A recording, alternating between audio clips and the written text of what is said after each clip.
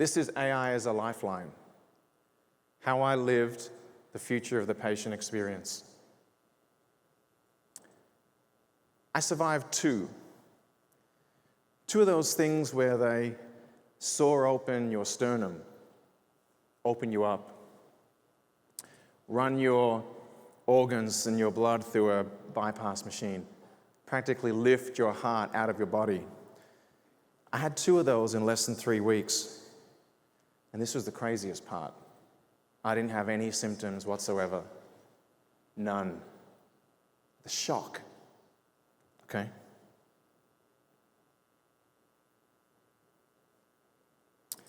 That's me. That's my real heart in the top right. I asked my surgeon to snap some good pics. You'll see why in a little bit. This was one of the hardest periods in my entire life. They had told me open heart surgery is relatively routine. It's done all over the US every day, all over the world. It's a routine 7-day stay. Mine turned into a 42-night experience and countless procedures. I'll tell you why and how. About 200 days ago or so, this all started for me. January of last year, I had a brain bleed. During being treated for that brain bleed, they discovered that I had a leaky heart valve. As you can imagine, I had a bunch of tests, cardiac tests. They told me I would need surgery, pretty major surgery, probably in about 2 to 10 years. So our first thought was, what the hell kind of window is 2 to 10 years? I need to narrow this. So we had a bunch more tests, bunch of tests. And then they also found out that I had an aortic aneurysm. So you can start to imagine that window for surgery shrank. And it shrank significantly to weeks to a month. June 7 comes along last year. I had my first open heart surgery. The surgery was very successful, but my body's reaction to it was very difficult. I learned, and my surgeon told me afterwards, that post-operative complications don't discriminate. Doesn't matter how young or how healthy you go in, your body can just react. Your heart doesn't like to get poked and cut. June 27 rolls around, 20 days later, I had my second open heart surgery after they'd closed me up with wires, plates, and screws all along the sternum. A few weeks later, I contracted staph infection. I contracted COVID. And my third surgery, a debridement, where they scrape you down to the bone to remove an infection, was after that. So this was a really enjoyable experience for me last year. I had no intention of becoming a walking, talking case study, but here we are. So let's go back to how it all started. First of all, I'll pause and just say, hi everyone, the shock value part is maybe over. My name's John Duffield. I lead innovation for Novartis Velocity at Omnicom. We work with you guys a lot. And I'm here today because my tech and AI background is normally with brands, digital transformation, AI adoption and enablement, and it quickly shifted to this lived patient experience, which I didn't plan. So how did it all start? I was back home in Australia, enjoying life, went to visit my brother and my grandparents and my family down there, walked along the beaches that I grew up in. This is Lawn Foreshore in Victoria and Melbourne, for anyone who's been close by. Just having a remarkable time. It was really, really amazing. And then shortly after that, come back to the East Coast. My family and I decided to take a trip to Universal. It's one of their favorite places to go. There'll be quite a few photos of family in this story, as you can imagine. And sometimes it gets pretty difficult as I'm going through, because these are the reasons that I'm standing here today with you. So I was also visiting a friend right here in Los Angeles. This is me cruising in my friend's convertible along the Pacific Coast Highway before, obviously, the horrible fires that took place last year, and just having an incredible time. I mean, this is grand. We lived here in Los Angeles for 12 years before we moved to the East Coast. I'm from Connecticut now. And this is one of the last main memories I have, because 12 hours later, this was me being driven off from UCLA Santa Monica Hospital to UCLA Ronald Reagan neurology ward, because I had a huge thunderclap headache. The kinds of headaches that go from 0 to 10 very, very quickly. And I was with a buddy of mine who I was in the car with the night before, and he's like, let's go and take a walk. You don't look too good. So we took a walk down to the beach, and then I was violently ill and sick, and he drove me straight to the emergency room. So at this point, it was real panic. We had no idea what was going on. I was perfectly normal just the night before. This is me in the hospital.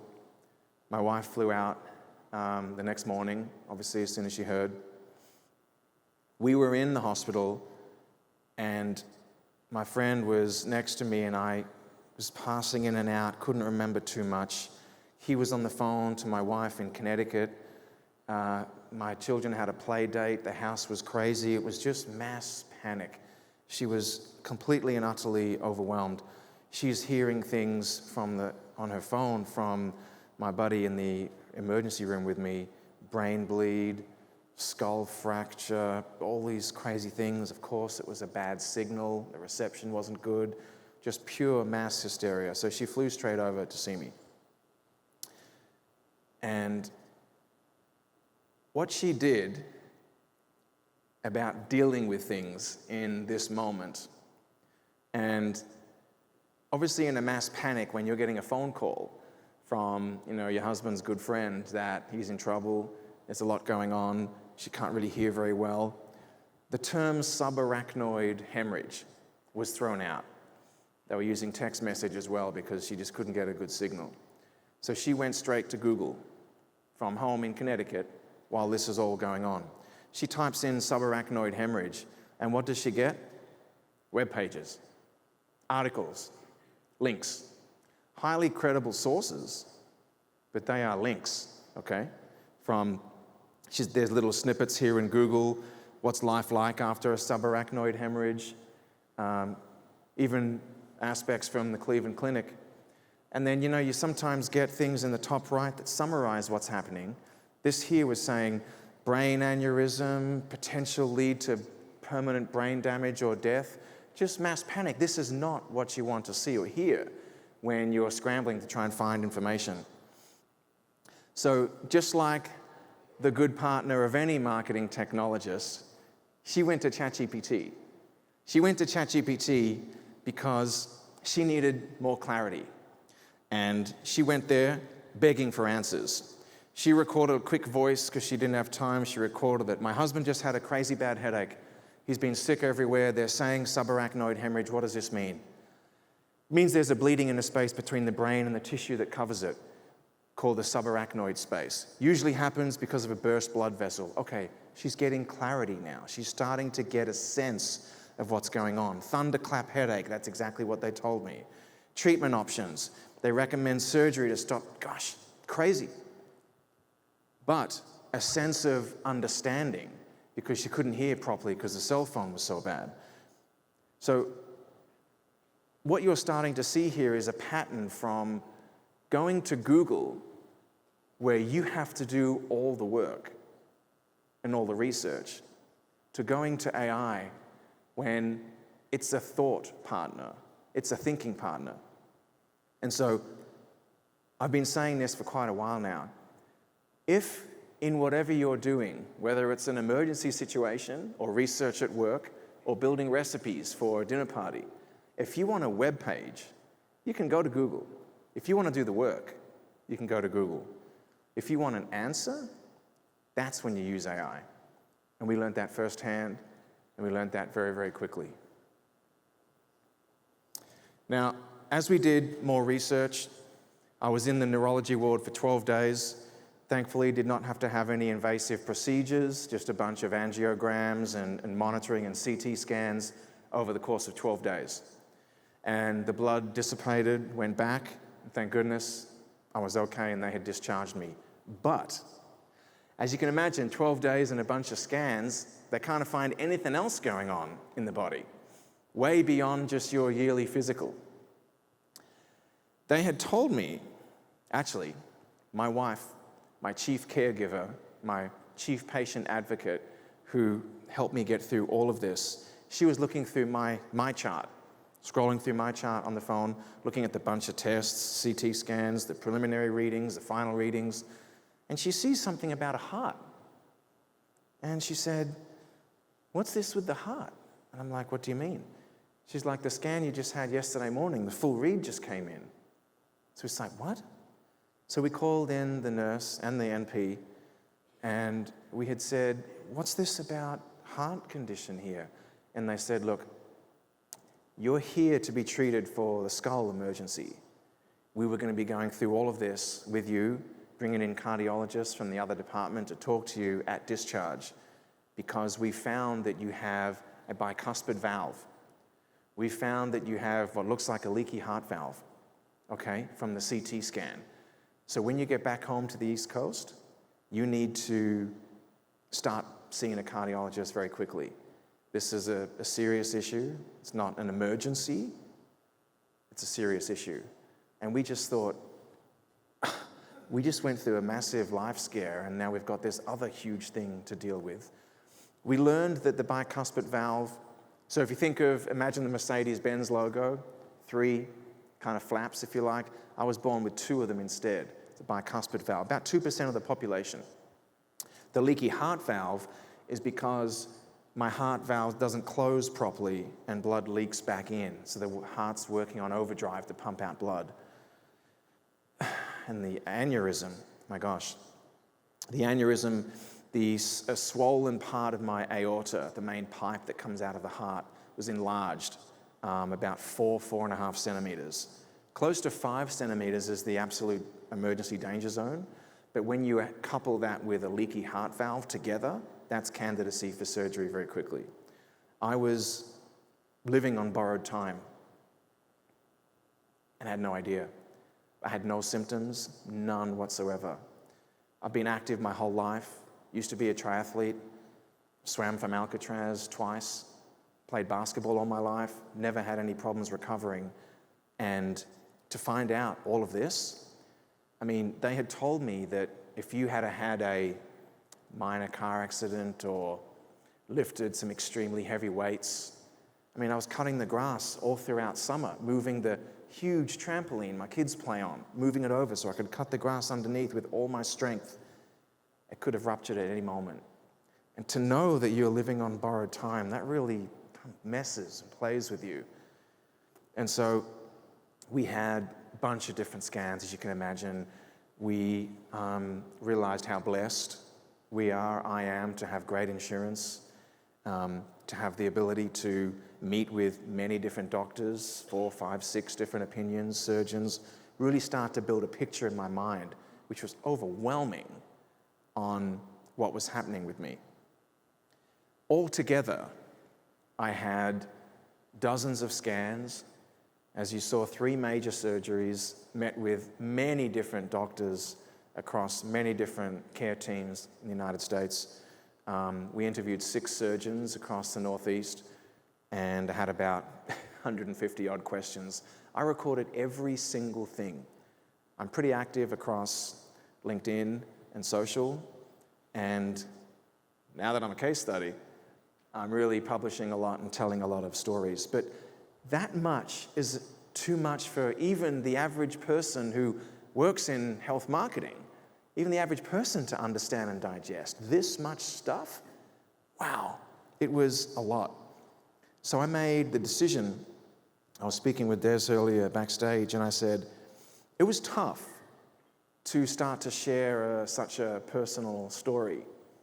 I'm thinking, what are my followers and support base and network going to think when I'm normally posting about AI and business transformation and a lot of the new bleeding edge technology as a futurist kind of person?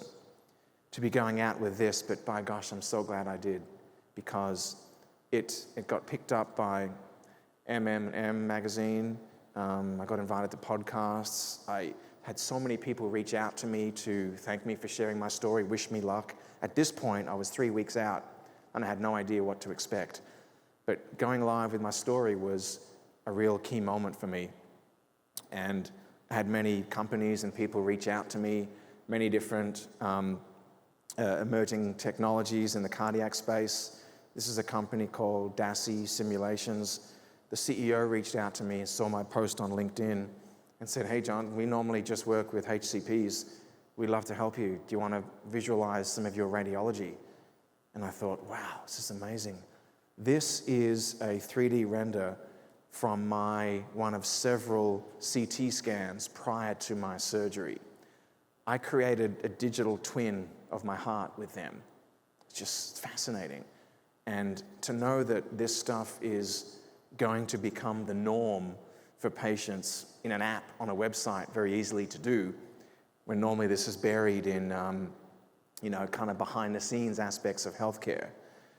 And after creating a 3D twin of my heart, I was like, wow, I even had brought this to my surgeons to talk through.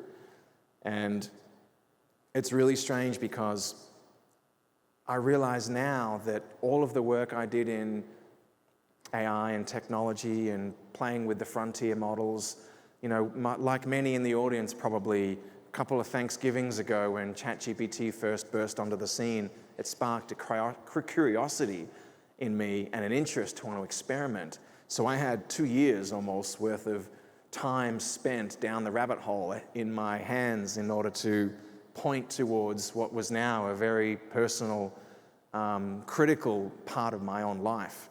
So how did AI help me? I'm going to take you through some scenarios. This is normally me, as I said on the left, just doing brand marketing transformation stuff, getting the opportunity to read a lot of research on patients and doctors, doing focus groups in order to put out the right messages that resonate with the right part of the treatment journey at the right moment. I mean, that's all great and beautiful. But until you have a chance to live this, it brings a whole new meaning and perspective. I lived my own patient journey, and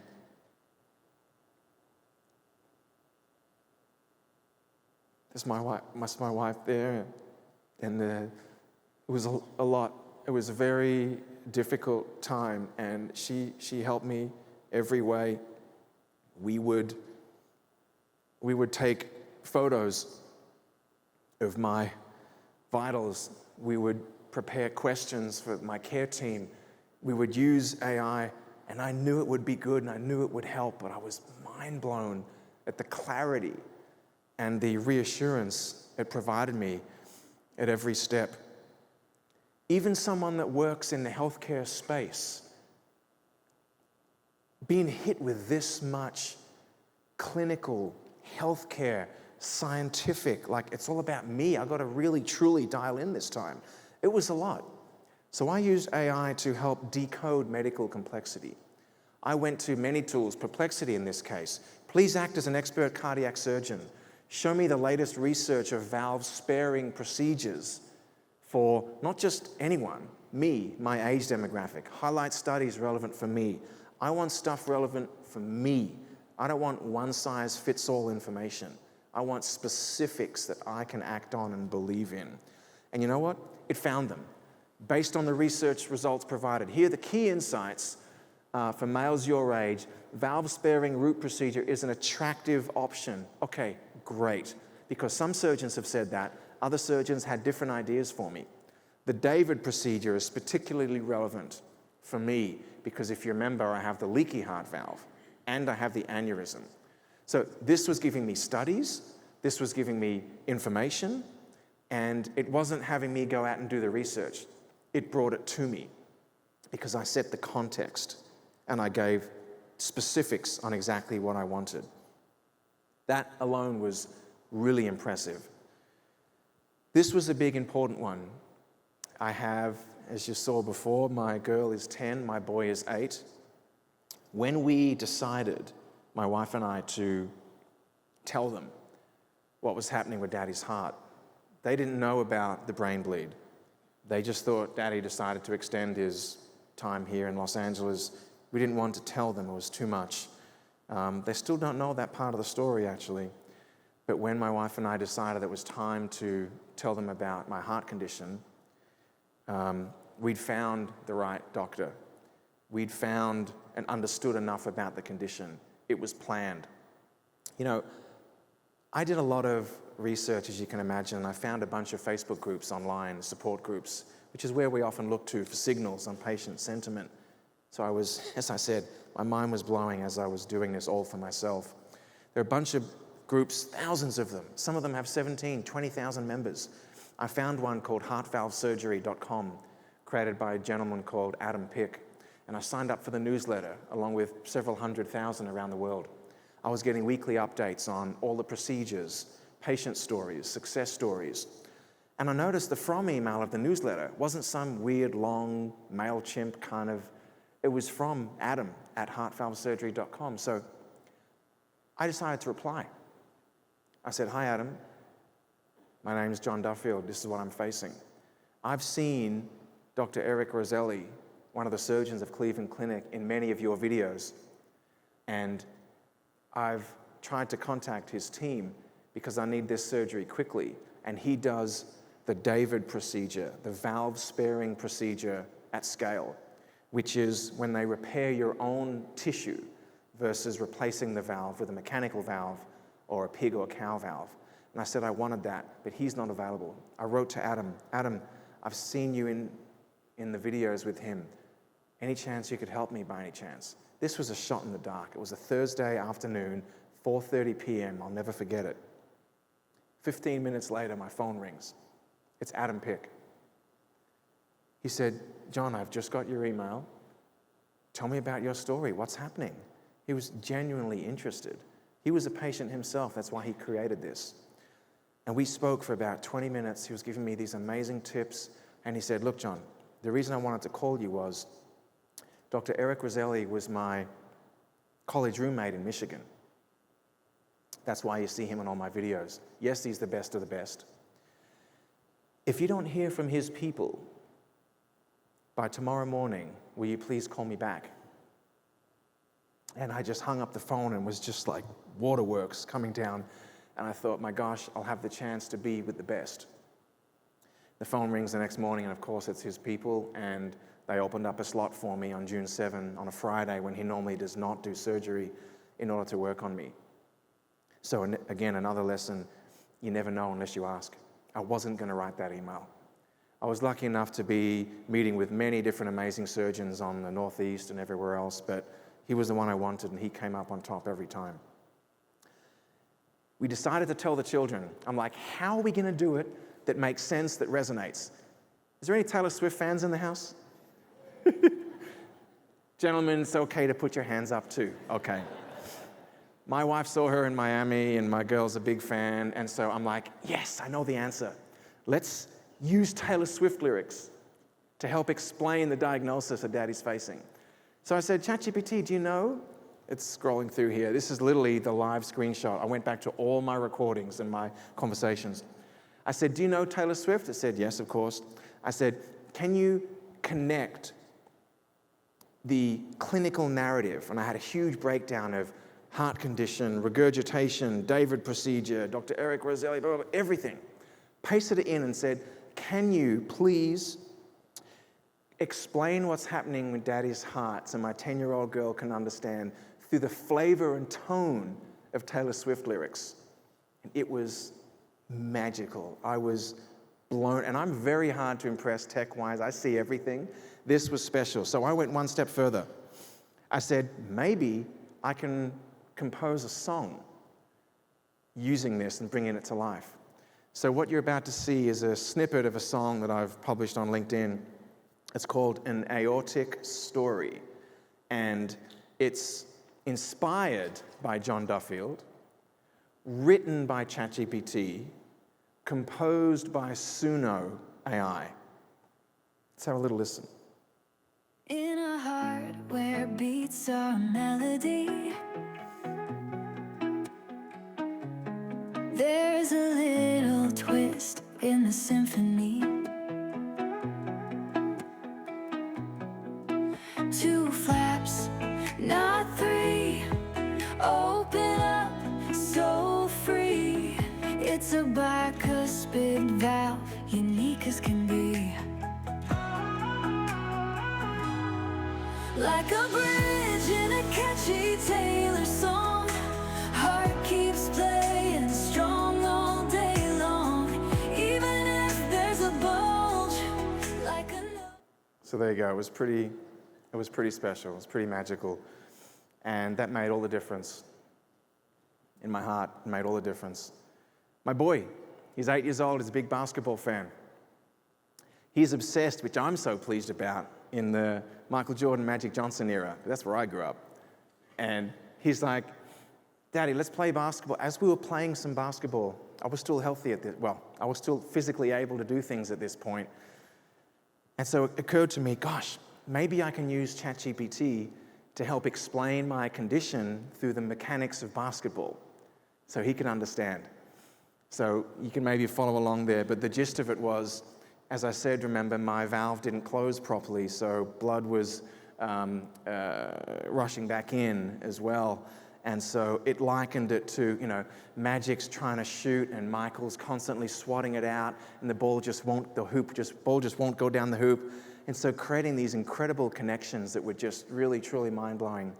And, this is possible literally with just a browser and an internet connection, getting this infinite clarity for the people that were most important in my life to understand and be along for this ride, not just, oh yeah, Daddy's got a bad heart. It was truly amazing. This next one, I mentioned I was lucky enough to go with one of the best, and I created AI agents or custom GPTs that were trained on my surgeon. So what does that mean? I scoured the web for everything I could find on the procedure I knew I was going to have, because I wanted to maintain my own tissue. Everything about my surgeon, everything about the specifics I could find. I went to every single publication he'd ever written, every citation he'd been in, every video, took the transcript of sucked it all in, many different text files. And I loaded it in to custom agents because you know why? I was having panic attacks in the week leading up to this surgery, knowing my sternum was going to be sawn open, just panicking. And so I needed a doctor in my pocket. I needed access to world-leading intelligence and real information 24/7 when I'd wake up. I didn't want to search in Google. We saw the hard work there. So I built agents based on him. This is an example. I was saying, look, if I have no symptoms, but radiology shows a bicuspid valve, severe regurgitation, and an aneurysm, do I need to wait? I know I didn't deep in my bones, but I just had to ask Dr. Roselli. In your case, you have a bicuspid, severe regurgitation. It's likely surgery is needed soon. Proactive management, blah, blah, blah. I was getting answers relevant to my specific situation. I was soaking up all of this intelligence, and it was fascinating because, like most of you, I hope, I didn't just stop with the prompt. I didn't just stop with the first search term. I kept going back in, giving specifics about mine. And you know what? I was applying common sense. I wasn't inserting my own personal information, my address, or anything like that. And I understood that these platforms can hallucinate. I know they're not perfect. None of these platforms you're going to see today in these snippets were built for medical. They can do it, very close, but they're not perfect grade. There's others, that we're going to be getting access to that can do that. But I needed enough to reassure me. I needed enough to get me there to be confident, okay? And it was doing it. When I showed my surgeon a digital version of himself on a cell phone, he's like, give me that. This is him playing with it, asking him questions of himself. He said, well, I really would say that, yeah. He was mind blown. He was really, truly, he knows about AI. You know, this is the Cleveland Clinic, okay, the best cardiac center in the nation that I was blessed to be at. They're doing a lot of great things with AI. They're using it to forecast bed demand scenarios, to do doctor scribing during patient consultations so they can focus on they're doing a lot of that great stuff. But he hadn't seen patient experience things like this before, okay? I even showed him my 3D heart digital twin. He's like, my gosh, he spun the computer around and we talked about it. I brought this into my pre-surgery consult. He couldn't believe it. And so I did a lot of work in order to be able to create these things and make these connections and tell this story. I get that. I know I'm ahead of the bell curve, but this is a preview of what's going to be mainstream. So after a bunch of complications, couple of large bouts of AFib, complete heart blockage, pleural effusion, where just below the heart, below my lungs, I had 2 liters of fluid build up because the heart doesn't like surgery. I had 2 liters of fluid removed from my back through 4 thoracentesis. It was incredibly painful and distressing. And my heart rate wouldn't go down after AFib. I had to have a cardioversion. You've seen the movie Flatliners from back in the day. So they put me to sleep, shocked me back to rhythm, and my heart stabilized. Again, just post-op complications. The surgery was a success. We finally got discharged. This is at the hospital on the way out. Last lunch before we board the plane. Home free. Then, we were minutes from boarding the plane in Cleveland to fly back to New York, go home to Connecticut. The call comes in from Cleveland Clinic. We're at the gate. My wife's like, you better answer that. The pilots were a little bit late. Had they not have been late, we would have been taxiing by this point. We answered and they said, John, we are so sorry, but you got to come back. And my wife and I, look, we had it on speakerphone in the corner by the gate. We said, what? And they said, look, we've had a couple more docs look at your post-discharge, your discharge scans, your radiology. There's something we don't like. We want you to come back, okay? Normally when you have heart valve surgery, like I said, the heart doesn't like to be touched and poked and prodded. It can put strain on other valves. There's always a little bit of trace leakage in other valves after major surgery on one valve, but 99% of the time it goes away. Mine didn't. They said, you need to come back. And we said, okay. We didn't board. We came back. And they say, you need another TEE, transesophageal echocardiogram, where they put you to sleep, put a camera down the throat, take high-def readings of the heart, high-def imaging video. We woke up. I woke up. It was only me. And they said, John, the mitral valve now, the one you did not come in for, that was trace leakage, that was normal, is now a more severe leakage than the one you came in for. And it is a prolapse. When you need surgery again. And so I said, what? How is this? They said, look, it's very rare, it can happen. I'm like, okay, well, surely, I mean, we're about to go home. Surely this can be a less invasive, like, tell us. And they looked at both my wife and I and said, no, we need to go back in. And I said, okay, back in what? You've got wires, plates, and screws lining my whole sternum. They're like, John, you need open heart surgery all over again. And I said, when? They said, tomorrow. And as you can imagine, our whole world fell apart. This was 19 days after my first open heart surgery that I was recovering from. And at this point, it was, why me? How me? Why? Why is this happening? And it became clear to me that I was born to tell this story. I was put here to survive this, to marry this with my technical, creative background, to put them together, to tell this story, to help shape the future of healthcare, help inspire future patients, and inspire and show doctors what's possible.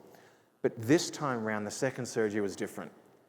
I needed AI to step up big time. Not just give me some reassurance and some good information, which was brilliant. I need a lot more. I needed emotional support. This is what I typed in. I need a personal coach, a mindset coach to get through this all over again. I've been there before. I know the steps. I need you to help me visualize. I need you to help me be coached through it. And I need you to ask me a series of questions. I need you to do a little bit each day. Keep it short. This, for me, I voice recorded this. I held it up, used the voice feature into ChatGPT. And it was probably the 9,000th prompt I've ever written, and will probably be a million prompts more, but this was the most important, the most powerful prompt I've probably ever written in my life. From this point forward, I needed help.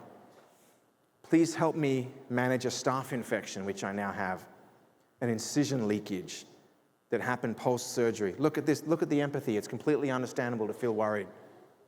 I'm here to help. This is what you can do. This is what you need to do with your medical team. This is what they're likely to do. They help and guide me through, okay? Because I said, help guide me. I was done with the clinical doctor speak. It was just too much.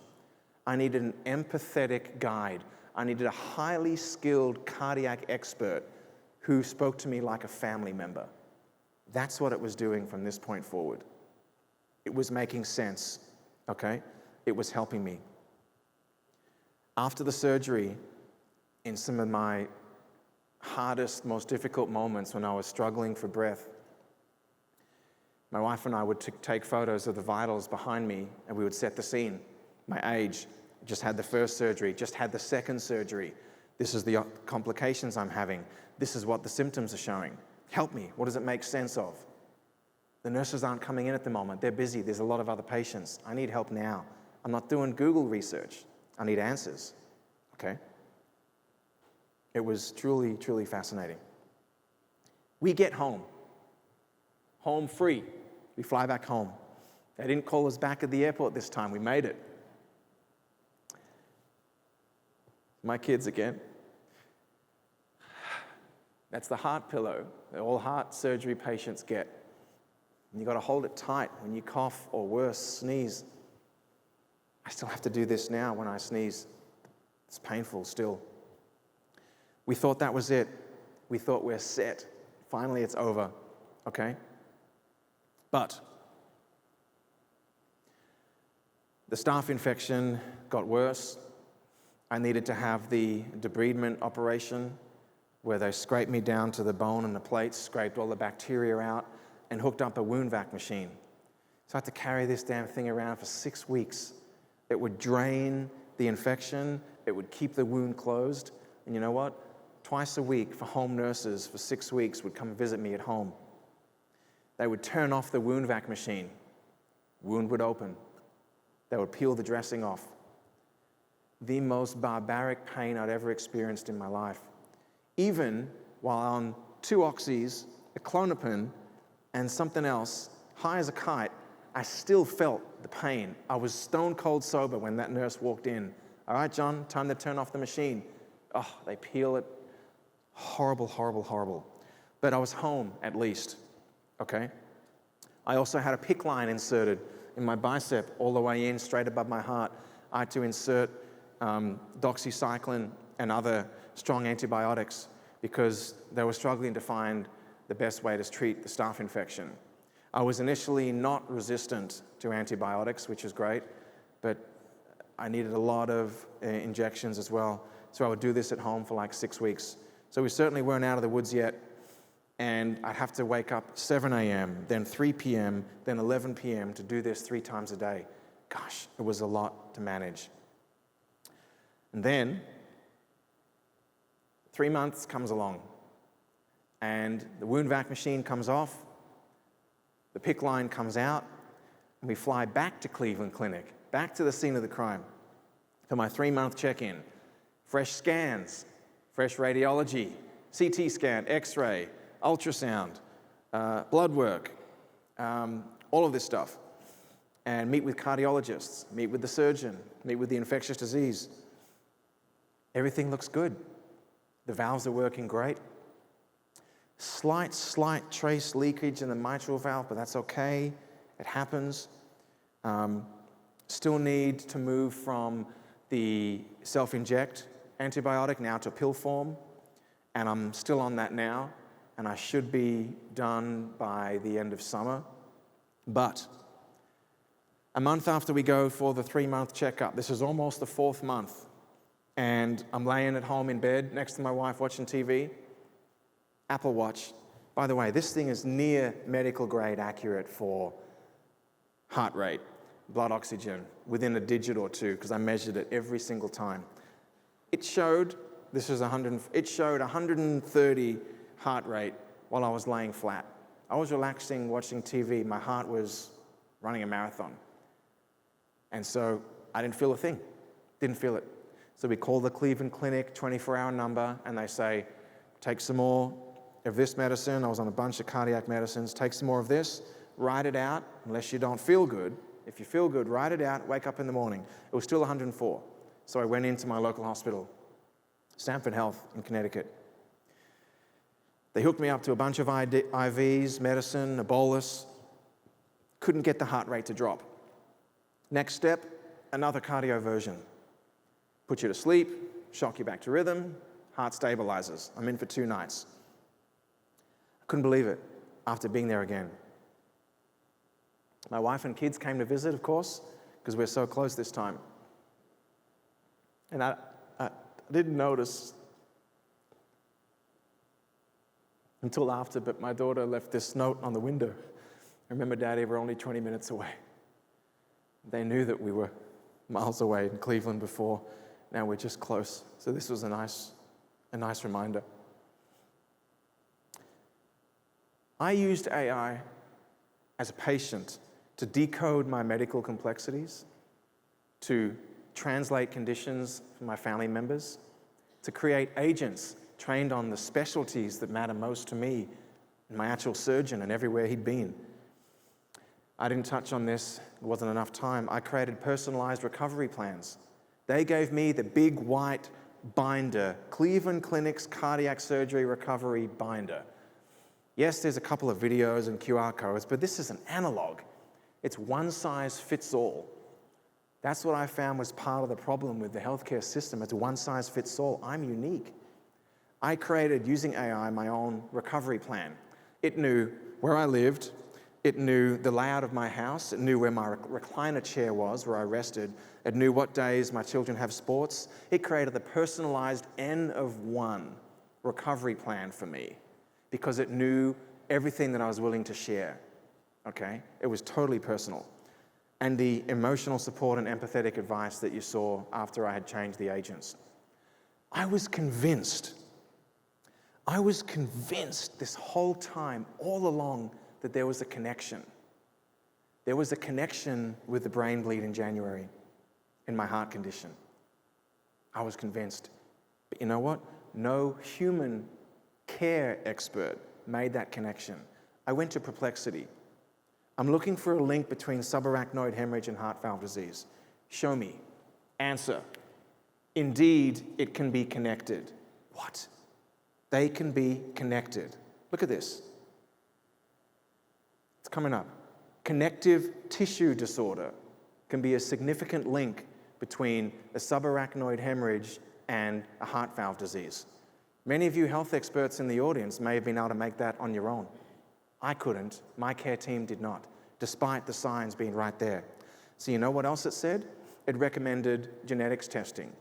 I'm now at Yale New Haven doing genetics testing for potentially being predisposed to things like Ehlers-Danlos and other connective tissue disorders. To explain this, my information is contributing towards global databases, and based on the results that come back, will determine whether or not my children get genetics testing as well. AI found that connection. No human care team did. So, my story and my experience is, in my mind, living proof that AI is the future of the patient experience. I lived it. I didn't plan on living it, but I lived it. And, you know, I had a birthday in the hospital during those 41 nights. So did my son. I went down to the gift store when I was able to walk around with the telemetry monitor. They were monitoring my vitals. I found a book, and my wife surprised me with it a week later in the hospital. It's called 4,000 Weeks. We have 4,000 weeks on this earth. In between the two surgeries, I had 1,872 left. I've since spoken to that now friend, Adam Pick, the founder of Heart Valve Surgery, after all of this. And he said, you know what, John? You've reached a point that I have as well. This is not a reset button, they sometimes say when you go through a major traumatic experience. This was a transformation button. It transformed me. It transformed my outlook on life. It transformed and reset my priorities. And it blessed me with the ability to tell this story and be on stages like this.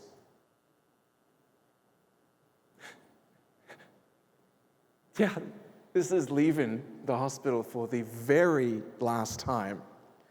The very last time. And my gosh, it was...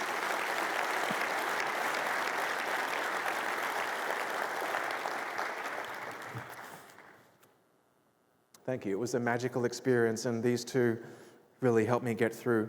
And so, you know, I asked myself, how can I help others? Part of this moment right here is doing this. I've had countless people reach out to me. I continue to share aspects of my story. I told Des this just backstage. I'm writing a book. I'm halfway through a book of my experience. It's probably called something like The Future of the Patient Experience. I'm not sure yet. I'm using AI as a ghostwriter. I'm voice dictating hundreds of memories in a spreadsheet I have on my phone, before surgery, during surgery, after surgery. I'm recounting the memories. I'm pressing record, I'm laying back, I'm speaking for 5 minutes about each memory. It's crafting a narrative. It's looking at the characters, my wife, my family, the surgeon, the nurses, and it's creating chapters and a story arc. And I'm going to publish this book. And so my ask of you, all of you, is what is our role, what is your role in helping to confirm and shepherd in the future of the patient experience, the next era of care, not just for patients, for caregivers, for HCPs, people everywhere. There is moments like this where I'm blessed to be here, blessed to have lived this experience, and extremely thankful to have been asked to come here. I want to thank Patrick. Thank you so much for having me. I want to thank all the folks from Todd Street for all the preparation. And please, I'm continuing to post every aspect of this. You can find me on openheartsurvivor.com and connect on LinkedIn. And I want to wish you an amazing rest of the event. Thank you so much for having me. Thank you.